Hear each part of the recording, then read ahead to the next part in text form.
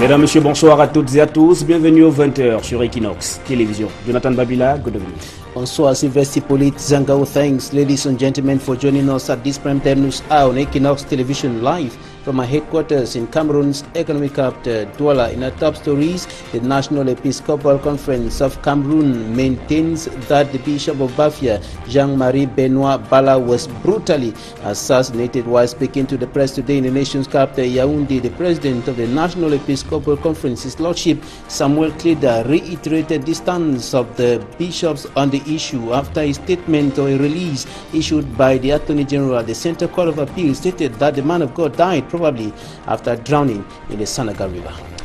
Les évêques maintiennent la pression sur le gouvernement camerounais. Monseigneur Samuel Kleda, le président de la conférence épiscopale nationale, face à la presse ce jour à Yaoundé, a réitéré la position des évêques. Monseigneur Jean-Benoît Bala a été brutalement assassiné. C'est une sortie qui faisait donc suite au communiqué du procureur général près la cour d'appel du centre. Douala, 3 enfants vivant dans la même maison décèdent de tour à tour dans les mêmes circonstances sans présenter le moindre signe de maladie. Le décès du 3e survenu hier au quartier Kololou n'a davantage mis le faux poutre entre la famille des disparus et une voisine pointée du doigt. Voilà pour les titres du 20h. Retourne dans quelques instants pour la suite.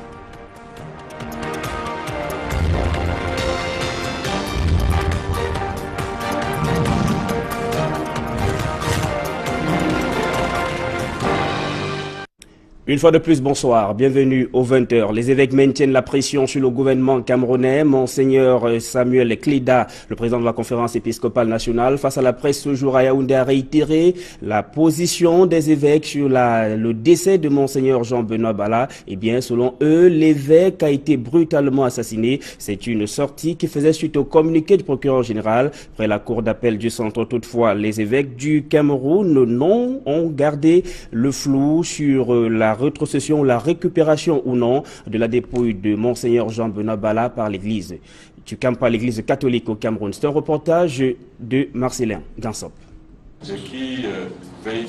À peine Monseigneur Samuel Kleda a-t-il achevé son propos liminaire que la presse a voulu savoir la réaction qui est celle de la conférence épiscopale au sujet du communiqué du procureur général près la cour d'appel du centre sur la cause du décès de Monseigneur Jean-Marie Benoît Bala. Ce que je puis vous dire à l'heure où nous sommes, les évêques du Cameroun, au nom desquels je parle, maintiennent leur position, c'est-à-dire ce qu'ils ont donné dans leur déclaration. C'était le 13 juin dernier et la conférence épiscopale n'était pas passée par 4 chemins pour dire que l'évêque de Bafia a été brutalement assassiné. Une affirmation qui tranche avec le contenu du communiqué de presse publié le 4 juillet dernier par le procureur général près la cour d'appel du centre. Jean-Fils Tamac évoquait alors la noyade comme étant la cause la plus probable du décès de l'évêque. Le magistrat ajoutait également que le corps avait été remis aux autorités de l'Église catholique aux fins d'inhumation. À la question de savoir si ce corps a été effectivement réceptionné, Monseigneur Samuel Kleda a répondu en 5 mots, pas plus. Un corps ne disparaît pas.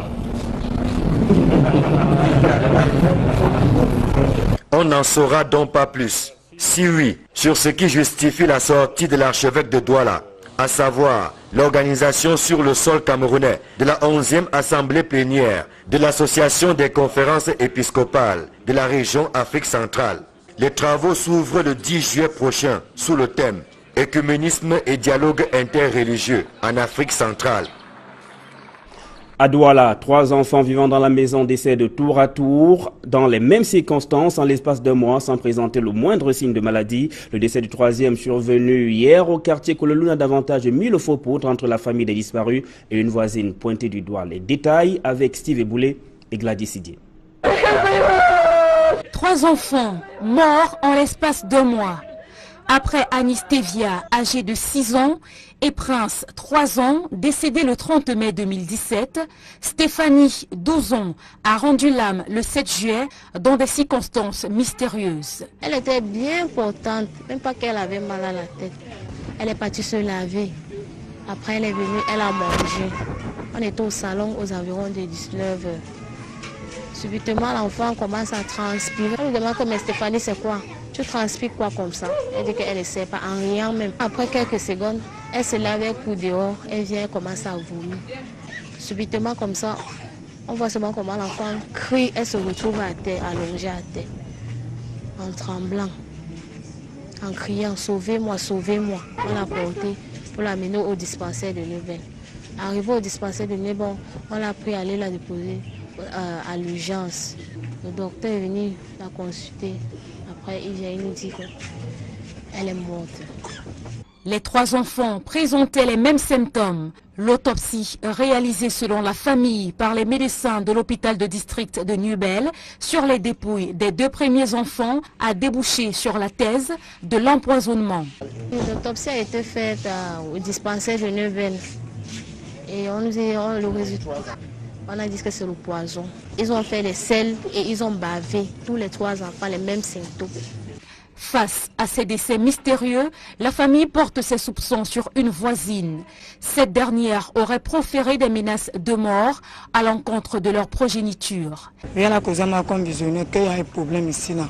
Que c'est la voisine là, qui a dit qu'elle va finir par tuer tous les enfants. Comme elle a fini, elle va prendre une à une.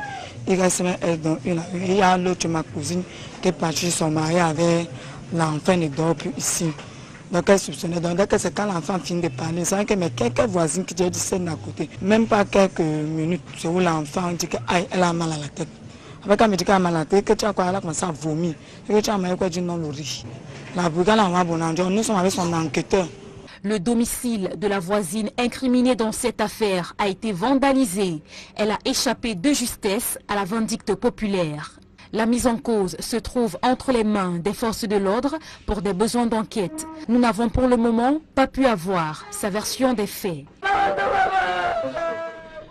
Et contrairement à la folle rumeur qui a circulé durant une bonne partie de cette journée, la levée de l'immunité parlementaire de certains députés, dont de l'honorable Wirba, n'était pas du tout à l'ordre du jour des travaux de la réunion du bureau de l'Assemblée nationale qui s'est donc tenue ce jour à Yaoundé. Les députés sont plutôt penchés sur d'autres préoccupations. Les détails avec Jean-Guy Zogo.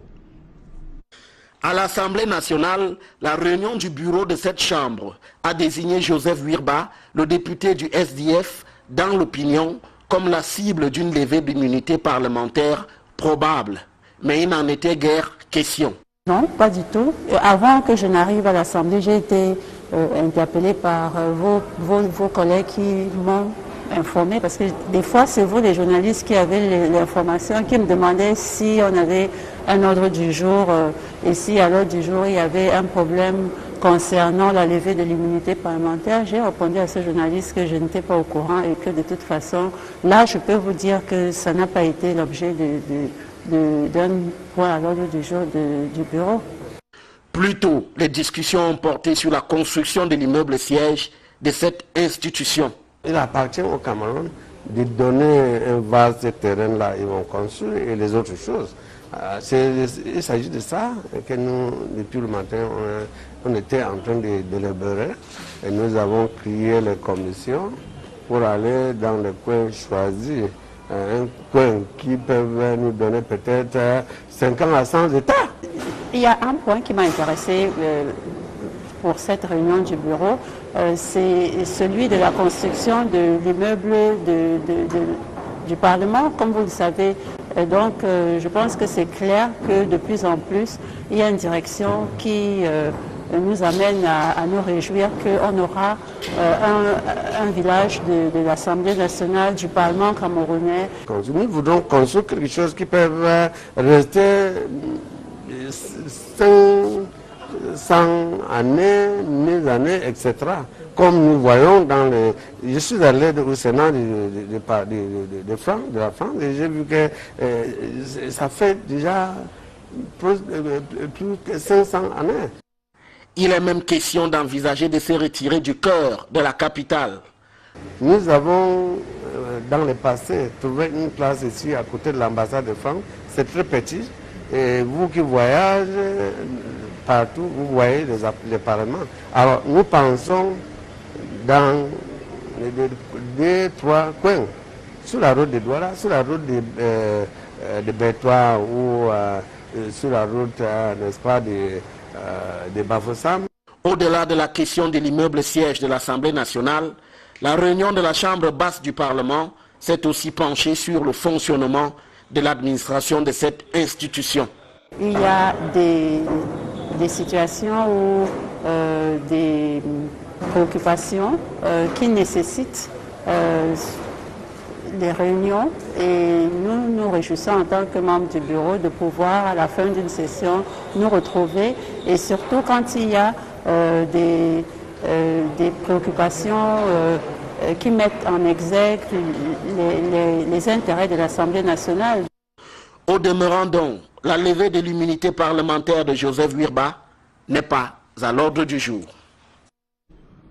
Promouvoir les techniques de dénonciation de la corruption dans les hôpitaux publics au Cameroun, c'est le chantier sur lequel s'applique Transparency International, l'organisme spécialisé dans la lutte contre la corruption, a effectué des descentes dans plusieurs hôpitaux publics de la ville de Yaoundé. Jean Guizogo. Améliorer la qualité de la prestation des services de santé au Cameroun par la promotion des techniques de dénonciation novatrices. Tel est le nouveau chantier mené par Transparency International Cameroun.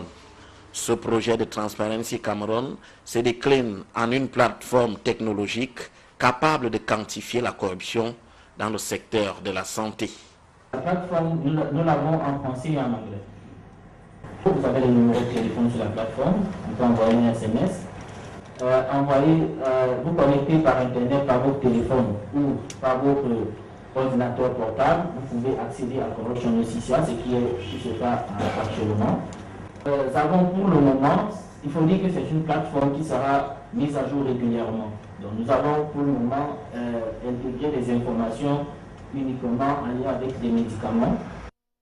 Pour la phase expérimentale de ce projet, ce sont les hôpitaux des districts des Foulane et des Biémassi à Yaoundé qui seront mis à contribution.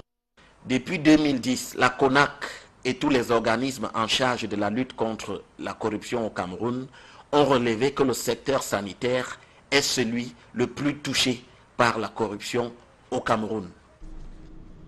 Les spécialistes des maladies respiratoires tendent la main aux médecins généralistes. Les deux parties se sont rencontrées à Douala avec pour objectif édifier les médecins généralistes sur les techniques d'accueil et de prise en charge des personnes atteintes de pathologies respiratoires. Steve Boulay, Donald Newswa.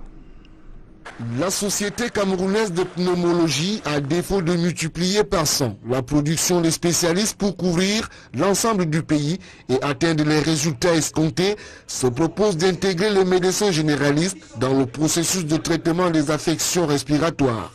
Nous, on espère que ces généralistes, en rentrant dans leurs hôpitaux respectifs périphériques, avec les connaissances qu'ils ont acquises, avec les conduites à tenir devant certaines pathologies, ils vont améliorer la prise en charge de nos malades qui viennent avec des problèmes respiratoires, sans avoir à appeler aux spécialistes et n'est appelé aux spécialistes que quand le problème est qui dépasse leurs compétences. La résolution qui filtre du deuxième congrès de la Société camerounaise de pneumologie donne ainsi l'occasion aux médecins généralistes ayant pris part aux assises de Douala d'évaluer le niveau des connaissances acquises.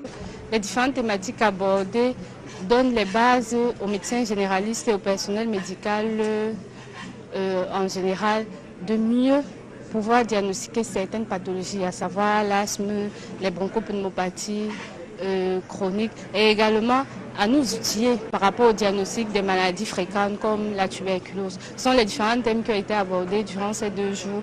Et je dirais plutôt que ça aide le médecin généraliste à beaucoup plus diagnostiquer certaines pathologies qui ne sont pas connues de nous, personnel médical et du grand public, et à savoir quand est-ce qu'il faudra demander l'aide du spécialiste et quel spécialiste il faudra consulter. Outre les aspects purement liés à la technicité des spécialistes, le deuxième congrès de la Société camerounaise de pneumologie qui s'achève a ouvert un cursus de formation continue aux médecins généralistes. Et hors de nos frontières, le sommet du G20 s'est achevé ce jour à Hambourg, en Allemagne. Ce samedi a donc été consacré principalement à l'Afrique et essentiellement porté sur les perspectives de développement du continent africain. 3 chefs d'État du continent ont donc pris part aux travaux. Éric Martial Diomont.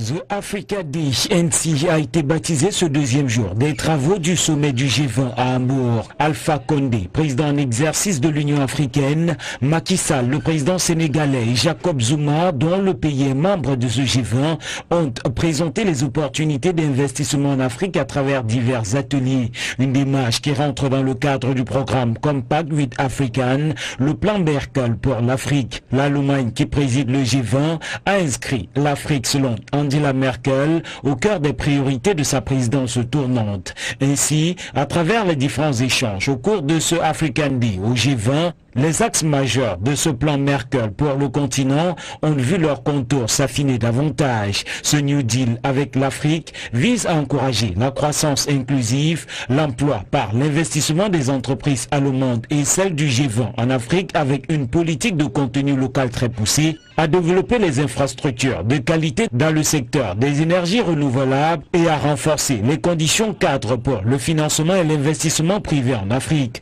Cette stratégie de développement vise à terme la résolution d'un autre problème crucial qui représente une épine dans le pied des pays européens, celui de l'immigration. Il s'est aussi agi, au cours de cette journée africaine au G20, de développer les stratégies de lutte contre le terrorisme et ses multiples sources de financement. L'Allemagne, qui veut se projeter en catalyseur, appelle les autres membres du G20 à regarder dans cette direction pour anéantir le terrorisme sur le continent africain. Sur la question du genre, il s'est agi d'émancipation économique de la femme du continent noir, avec en toile de fond la promotion de l'égalité des sexes dans les pays africains. Well, Jonathan Babila, you have the second part of the news. Right, Sylvester Hippolyte Zangaou, the National Episcopal Conference of Cameroon, remains firm on its stance concerning the death of the Bishop of Bafia, Jean-Marie Benoit Ballan. Speaking to the press today in the nation's political capital, Yaoundé, Archbishop Samuel Kleda, president of the National Episcopal Conference, said the bishops maintain that their colleague was brutally assassinated as earlier declared. This is in contradiction to the release of the Attorney General at the Central Court of Appeal, which stated that the man of God died probably after drowning. Details in this report. Bishops of Cameroon and the judiciary in a conflict of stance over the death of the Bishop of Bafia, Jean-Marie Benoit Ballan. The bishops have rejected the possibility that their colleague died after drowning in the Senegal River, highlighted in the release signed by the Attorney General at the Central Court of Appeal. Ce que je puis vous dire, à l'heure où nous sommes, les évêques du Cameroun, the bishops maintain their position. That is what they said in their declaration. Dans leur déclaration. Bishops of Cameroon affirm that His Lordship Jean-Marie Benoit Ballan did not commit suicide. He was brutally assassinated. The release of Attorney General Jean-Fils Tamac also states that the corpse of the deceased has been handed over to the church. But when journalists sought to know whether or not the church had received the corpse, the president of the National Episcopal Conference, Archbishop Samuel Kleda, said, Un corps ne disparaît pas. A corpse does not disappear. Away from this, Archbishop Samuel Kleda announced at the press conference the 11th Plenary Assembly of the Association of Episcopal Conferences in the Central African Sub-Region to take place in Cameroon from July 10, 2017. Participants will discuss ecumenism and interreligious dialogue in Central Africa. It had been widely speculated that today's extraordinary meeting of the National Assembly Bureau will see some members of parliament stripped of their immunity, notably the outspoken Honorable Wiba Joseph, Member of Parliament of the Social Democratic Front for the Jakiri Special Constituency in the northwest region of the country. But this was not on the agenda of the meeting. Discussions rather focused on the construction of a new National Assembly building. The MP also discuss the functioning of the National Assembly Bureau. On to something else. 3 children died in the same home in unclear circumstances in the Nkululu neighborhood. It is here in the economic capital, Douala. The death of the third, a 12-year-old girl, sparked consternation in the whole family. Police investigations are on course to uncover the mystery behind the death of the 3 children. Details in this report compiled by Catherine Kone. The neighbors and parents of the 12-year-old Yonko Stephanie in the Kululu neighborhood, Douala 2 municipality, are still to come to terms with her sudden death. Reports say the child returned home Friday healthy and later started having a malaise. Subitement comme ça, on voit seulement comment l'enfant crie et se retrouve à terre allongée. She was rushed to a local health district in New Bell, where she died few hours after. Family sources revealed that the 12-year-old died of food poisoning. On a dit que c'est le poison.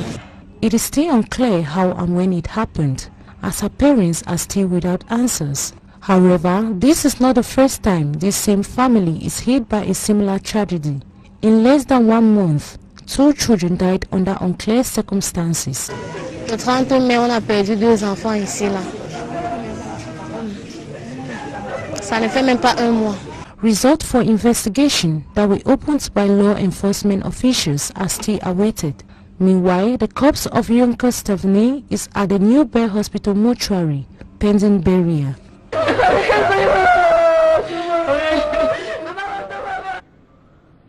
A suspected bandit has been burned to death at the Bifaga roundabout. It is a roundabout in Dokpong in the Douala 5 municipality. The incident happened today, and the suspected bandit is said to be a member of a gang specialized in the theft of motorbikes. Mimi Mefo reports. It is end of story for an alleged bandit who was burned to death for theft. Inhabitants of Karifu Bifaga were taken by surprise early Saturday after discovering the incinerated lifeless body of a suspected gang member. He was beaten and later set ablaze by some angry youths in the locality who accused him of stealing a motorbike. The identity of the alleged bandit is still unknown. But locals say that he is one of the several hoodlums assaulting residents on a daily basis and terrorizing the neighborhood. Their victims abound. I was attacked 1 month ago in this same locality by 2 thieves. They made away with my wedding ring and other valuables. The commander of the Ndokbong Gendarmerie Brigade and his elements arrived at the scene to take stock of the situation. The presence of this security reinforcement unit to some locals has contributed immensely in reducing the rate of armed robbery in Ndokbong. But some residents think that the administration could do more by repairing street lights.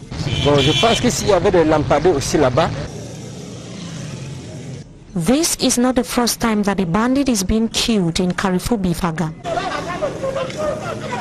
But the preoccupying situation of insecurity continues to prevail.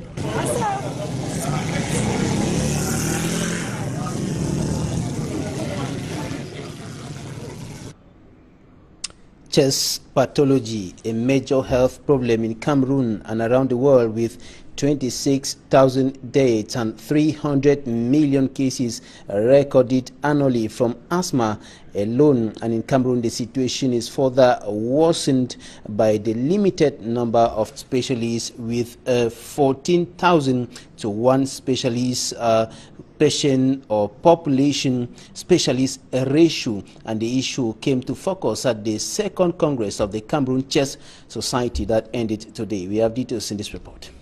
It is an internal organ of the human system, but highly exposed to harassment by natural factors. The lung is exposed to pollution, so that's why we have to protect it more and more. Several infections and diseases affect the lungs, with 26,000 deaths out of 300 million cases of asthma recorded every year by the World Health Organization. The most important infection is tuberculosis. We also have lung abscess, we have pleural effusions, which may be due to tuberculosis or to other germs. And we also have diseases which are not infections, like asthma. We have inflammatory diseases, we have allergic diseases, we have intoxication diseases, we have emphysema, on and on. In Cameroon, one of the factors worsening the situation is the very limited number of chest pathology specialists. One specialist to about 14,000 persons in Cameroon. It's too big, the population, that one specialist should handle. This is because of the high cost of training of medical technicians. It is expensive to train a medical doctor. And all medical training in Cameroon, apart from the few private schools that have been opened recently, were handled by government. If you take the public medical schools, the students only pay about 50,000. Government has to pay the rest. The Cameroon Chest Society is demanding for increase in government subvention in view of training more specialists. We just want the government to give us more students to train, because one patient, one student per year, per promotion is very, very little. The problem of limited chest pathology specialists was in focus at the second Cameroon Chest Society Congress in Douala. And the second Congress of the Cameroon Chest Society ended today, as earlier indicated, and among participants were general practitioners who have been brought in to be equipped as far as chest pathology is concerned in order to reinforce or improve health care concerning chest infections and diseases. And we spoke to the president of the Cameroon Chest Society, and this is what he said is the fallout of that Congress. The biggest aims of our society, the Chest Society of Cameroon, is to make sure that all our members, including those who are just sympathizers and who are interested in respiratory medicine, should be up to date with what is current in our specialty. For example, when you saw that our first sessions were dealing with respiratory infections, we want to know what is the state of the art now in diagnosis and treatment of respiratory infections. Because we treat generally empirically, using just probabilities to treat, because there is no easy way of identifying a germ. And we hope all our participants will be living here today with up-to-date knowledge to go and manage patients in their different hospitals on the different issues we treated. Respiratory infections, chronic obstructive lung disease, restrictive lung disease, etc., etc. If we are here and you have general practitioners who accompany us, it means they are interested in that specialty. It means they are interested in problems that affect the respiratory system. So if we bring them up to date on how to manage different respiratory diseases. And this is where we draw the curtain on this edition of the bilingual primetime newscast on Equinox Television. Thanks for staying with us. Have a nice weekend in the company of our programs. Sylvestre Hippolyte Zangao, have a really pleasant weekend. Bonsoir à vous et très bon week-end à vous, Jonathan Babila. Mesdames, Messieurs, c'est ici que s'achève cette édition du 20h. Restez en compagnie de nos programmes qui se poursuivent.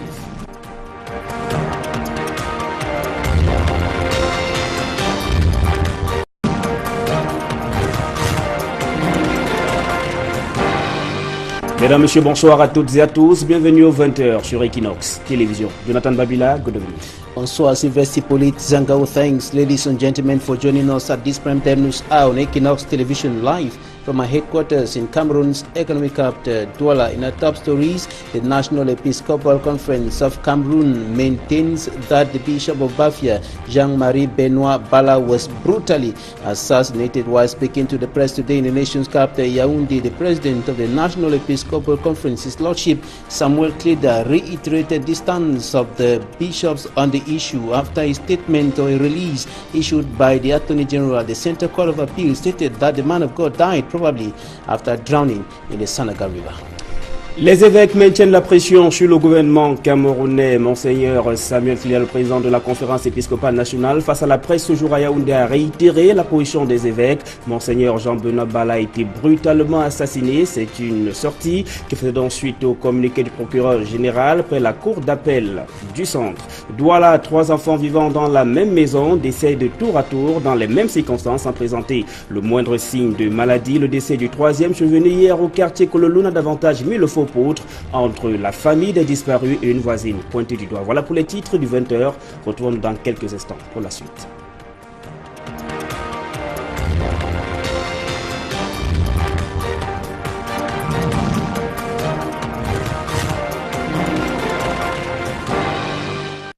Une fois de plus, bonsoir. Bienvenue au 20h. Les évêques maintiennent la pression sur le gouvernement camerounais. Monseigneur Samuel Klida, le président de la conférence épiscopale nationale, face à la presse ce jour à Yaoundé, a réitéré la position des évêques sur le décès de Monseigneur Jean-Benoît Bala. Eh bien, selon eux, l'évêque a été brutalement assassiné. C'est une sortie qui faisait suite au communiqué du procureur général près la cour d'appel du centre. Toutefois, les évêques du Cameroun ont gardé le flou sur la rétrocession, la récupération ou non de la dépouille de Monseigneur Jean-Benoît Bala par l'église catholique au Cameroun. C'est un reportage de Marcelin Gansop.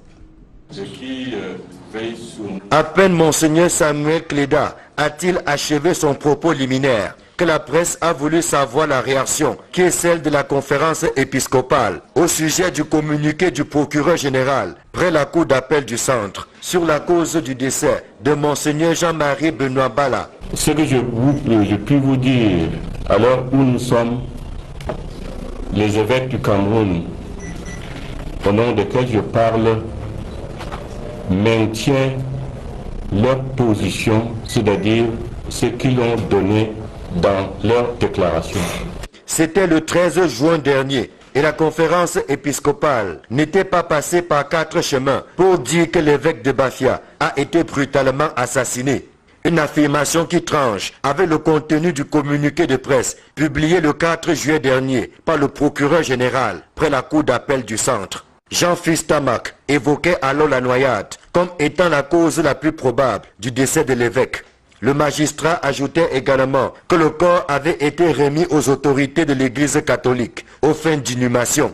À la question de savoir si ce corps a été effectivement réceptionné, Monseigneur Samuel Klida a répondu en 5 mots, pas plus. Un corps ne disparaît pas. On en Wirba, le député du SDF, dans l'opinion, comme la cible d'une levée d'immunité parlementaire probable, mais il n'en était guère question. Non, pas du tout. Avant que je n'arrive à l'Assemblée, j'ai été interpellée par vos collègues qui m'ont informé, parce que des fois, c'est vous, les journalistes, qui avez l'information, qui me demandaient si on avait un ordre du jour, et si à l'ordre du jour, il y avait un problème concernant la levée de l'immunité parlementaire. J'ai répondu à ce journaliste que je n'étais pas au courant et que de toute façon, là, je peux vous dire que ça n'a pas été l'objet d'un point à l'ordre du jour du bureau. Plus tôt, les discussions ont porté sur la construction de l'immeuble siège de cette institution. Il appartient au Cameroun de donner un vaste terrain là, ils vont construire et les autres choses. Il s'agit de ça que nous, depuis le matin, on était en train de délibérer et nous avons créé les commissions pour aller dans les coins choisis. Un coin qui peut nous donner peut-être 50 à 100 hectares. Il y a un point qui m'a intéressé pour cette réunion du bureau, c'est celui de la construction de l'immeuble du Parlement, comme vous le savez. Donc, je pense que c'est clair que de plus en plus, il y a une direction qui nous amène à nous réjouir qu'on aura un village de l'Assemblée nationale, du Parlement camerounais. Nous voudrons construire quelque chose qui peut rester 100 années, 1000 années, etc. Comme nous voyons dans les...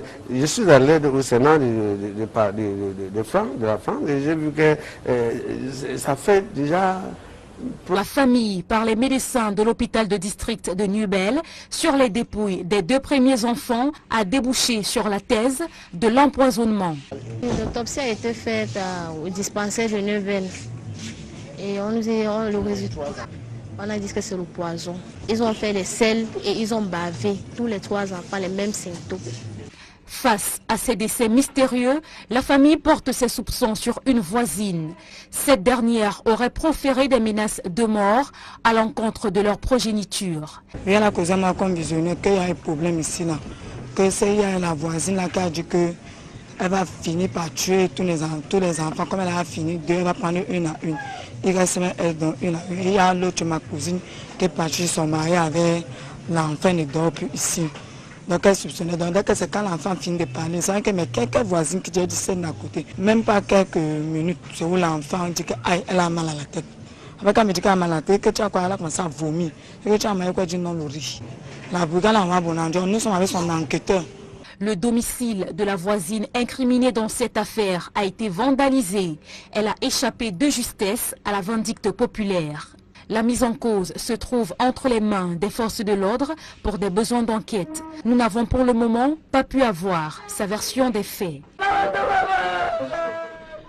Et contrairement à la folle rumeur qui a circulé durant une bonne partie de cette journée, la levée de l'immunité parlementaire de certains députés, dont de l'honorable Wirba, n'était pas du tout à l'ordre du jour des travaux de la réunion du bureau de l'Assemblée nationale qui s'est donc tenue ce jour à Yaoundé. Les députés sont plutôt penchés sur d'autres préoccupations. Les détails avec Jean-Guy Zogo. À l'Assemblée nationale, la réunion du bureau de cette chambre a désigné Joseph. Saura donc pas plus. Si oui, sur ce qui justifie la sortie de l'archevêque de Douala, à savoir l'organisation sur le sol camerounais de la 11e assemblée plénière de l'Association des conférences épiscopales de la région Afrique centrale. Les travaux s'ouvrent le 10 juillet prochain sous le thème « Écuménisme et dialogue interreligieux en Afrique centrale ». À Douala, 3 enfants vivant dans la maison décèdent tour à tour dans les mêmes circonstances en l'espace d'1 mois sans présenter le moindre signe de maladie. Le décès du 3e survenu hier au quartier Kololou a davantage mis le faux poutre entre la famille des disparus et une voisine pointée du doigt. Les détails avec Steve Eboulé et Gladys Sidier. 3 enfants morts en l'espace d'1 mois. Après Anistévia, âgée de 6 ans, et Prince, 3 ans, décédé le 30 mai 2017, Stéphanie, 12 ans, a rendu l'âme le 7 juillet dans des circonstances mystérieuses. Elle était bien portante, même pas qu'elle avait mal à la tête. Elle est partie se laver. Après, elle est venue, elle a mangé. On était au salon aux environs de 19 h. Subitement, l'enfant commence à transpirer. On lui demande mais Stéphanie, c'est quoi? Tu transpires quoi comme ça? Elle dit qu'elle ne sait pas, en riant même. Après quelques secondes, elle se lave pour dehors, elle vient, elle commence à vomir. Subitement comme ça, on voit seulement comment l'enfant crie, elle se retrouve à terre, allongée à terre, en tremblant, en criant, sauvez-moi, sauvez-moi. On l'a portée pour l'amener au dispensaire de Nubel. Arrivé au dispensaire de Nubel, on l'a pris à aller la déposer à l'urgence. Le docteur est venu la consulter.